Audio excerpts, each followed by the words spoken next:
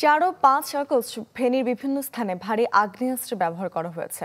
খোঁজ নিয়ে জানা যায়, যারা এসব ব্যবহার করেছেন তাদের প্রায় সবাই আওয়ামী লীগের রাজনীতির সাথে জড়িত।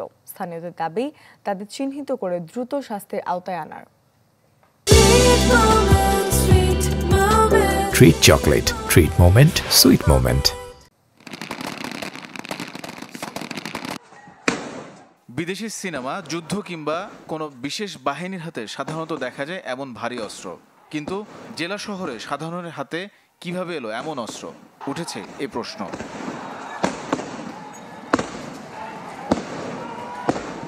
৪ ও ৫ আগস্ট বৈষম্য বিরোধী ছাত্র আন্দোলন যখন তুঙ্গে, উত্তাল দেশ, ফেনী শহরের অলিতে গলিতেও লাগে সে জোয়ার।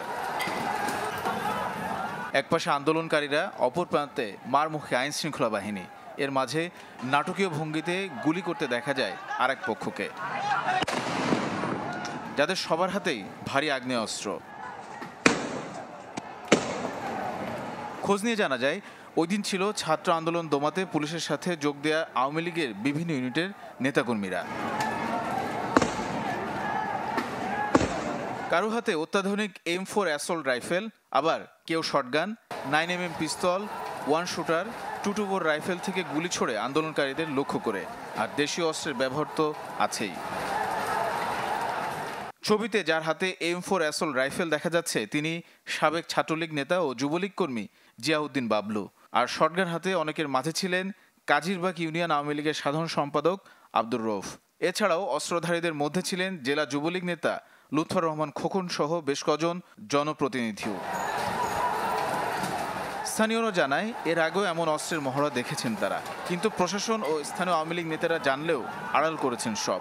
যে অস্ত্রগুলা রিকভারি করে সরকারের কাছে জমা দেওয়া হোক, হতে আনা অস্ত্রগুলা, এগুলা আমরা চাই প্রশাসনিকভাবে যেভাবে হোক এই অস্ত্রগুলা যাতে রিকভারি করে। এইগুলা যদি রিকভারি না করে মানুষের জানমালের অনিশ্চিত হয়ে যাবে। কোনো সন্দেহ নেই, ছাত্র আন্দোলনে আইন শৃঙ্খলা বাহিনী ছাড়া অন্যদের হাতের এসব অস্ত্র সবই অবৈধ। জেলা প্রশাসক বলছেন, অবৈধ অস্ত্র উদ্ধার ও সবার বিরুদ্ধে কঠোর ব্যবস্থা নেওয়া হবে।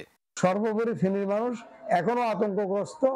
যে অস্ত্র তারা ওই দিন ব্যবহার করেছে, এই অস্ত্র দিয়ে এখন ফেনীর বিভিন্ন জায়গায় ডাকাতি হচ্ছে। এই সমস্ত অস্ত্রগুলা ইতিমধ্যে বেআইনি অস্ত্রে পরিণত হয়েছে। এটা স্বরাষ্ট্র মন্ত্রণালয় থেকে সুনির্দিষ্ট নির্দেশনা আসবে, সেই নির্দেশনার আলোকে আমাদের আইন শৃঙ্খলা বাহিনী সেটা বাস্তবায়ন করবে।